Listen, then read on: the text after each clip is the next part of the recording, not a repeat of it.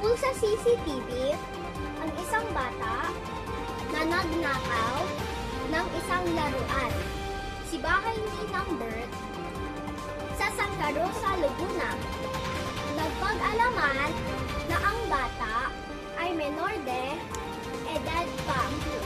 Kamalaunan, nagpag-alaman ng mga pulis na ang bata ay naghahanap lang ng gatas. Dahil dito, ang bata ay pinakawalan ng kapulisan at binigyan ng maraming gatas at turuan upang hindi na maulit lang ang insidente ito. Nagbabalita mula sa bahay